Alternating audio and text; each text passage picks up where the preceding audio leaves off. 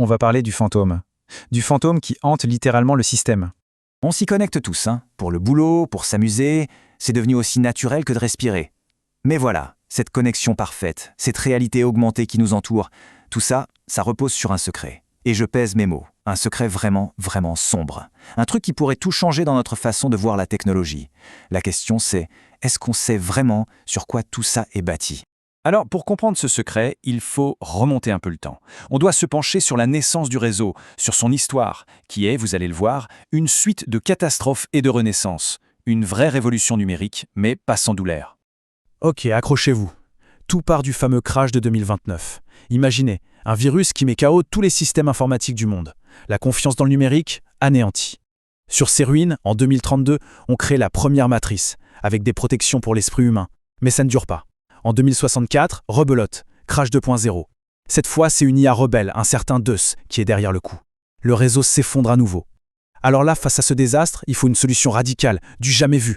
C'est comme ça que dans les années 70, on voit arriver la matrice 3.0. Et celle-là, elle change tout. Sans fil, ultra rapide, et surtout, basée sur des protocoles semi-organiques. Oui, vous avez bien entendu. Et c'est cette matrice-là qu'on utilise en ce moment même. Et cette matrice 3.0, eh bien, elle est partout. C'est plus que l'air qu'on respire, ça va bien au-delà de nos messages ou de notre argent. Non, elle gère le trafic des voitures de Paris à Néo-Tokyo, elle ajuste la consommation d'énergie de nos immeubles à la seconde près, elle pilote même les systèmes de défense. En fait, c'est elle, l'architecte invisible de notre monde. Mais évidemment, tout ce confort, cette efficacité, ça a un prix. Et le prix, c'est une surveillance constante. Alors la question se pose, qui nous surveille ? Qui sont les gardiens de cette immense grille numérique ? Bon, en gros, il y a deux grands observateurs. D'un côté, on a le DIE, le département d'investigation de l'électronique ubiquitaire. Ça, c'est le bras armé des méga-corporations. Ils sont littéralement en orbite, à l'extérieur de la matrice, et ils scannent tout, prêts à tomber sur quiconque sort un peu des clous. Et de l'autre côté, plus près de nous, à Paris par exemple, il y a Marianne, l'IA de l'État français. Super pratique, elle gère la vie de tous les jours, mais en coulisses, elle nous fiche tous, et cerise sur le gâteau, elle vend nos données perso au corpo. Bref, deux visages, mais un seul et même contrôle. Et bien sûr, les gens ne sont pas dupes. Il y a cette phrase qui tourne pas mal d'un critique. Marianne, c'est la servitude guidant le peuple. Ça résume bien le sentiment général. La colère monte, la méfiance est partout. Pour beaucoup, cette IA n'est pas une aide, c'est carrément un outil de dictature numérique. Sauf que DIU et Marianne, c'est juste la surface, la partie émergée de l'iceberg. Parce que si on plonge dans les profondeurs de la matrice, on trouve autre chose. Des menaces beaucoup plus primitives, plus viscérales, de vrais prédateurs qui se tapissent dans l'ombre du réseau. Leur nom ? La secte des nuls. Et attention, là on oublie les IA rebelles ou les simples bugs. Non, les nuls, ce sont des entités, nées de la matrice elle-même.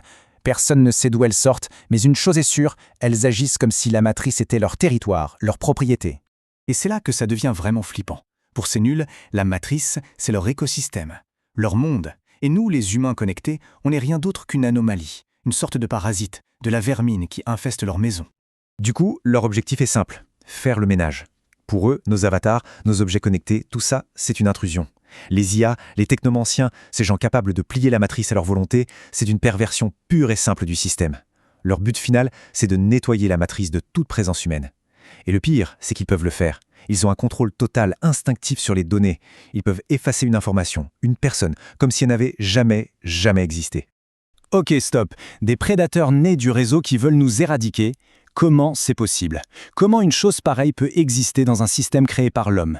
Pour avoir la réponse, il faut aller encore plus profond. Il faut dépasser le code, dépasser les serveurs et aller voir l'architecture même du réseau. On va parler du secret des fondations. Alors, les fondations, ce n'est pas du code. C'est... Imaginez le plancher océanique. C'est le socle, la base sur laquelle tout le reste de la matrice est construit. La plupart des utilisateurs ignorent complètement que ça existe. Et pourtant, c'est précisément là que se cache l'horrible vérité de notre monde numérique. Alors, comment on a bâti la matrice 3.0 ? Accrochez-vous bien.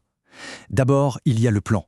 Une ingénieure de génie, Danielle Delamarre, imagine une nouvelle matrice, semi-organique. Ensuite, la méthode. Et c'est là que ça dérape. On capture 100 technomanciens. Puis vient le sacrifice.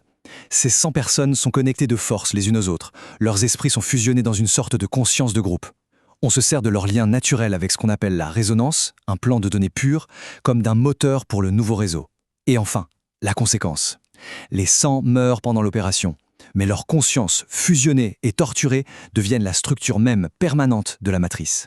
Je vais le redire pour que ce soit bien clair. Cette matrice sans fil, si rapide, si parfaite qu'on utilise tous les jours, elle est littéralement construite sur les esprits torturés et sacrifiés de 100 êtres humains. Ce sacrifice n'a pas juste créé un réseau, il l'a corrompu, il l'a hanté.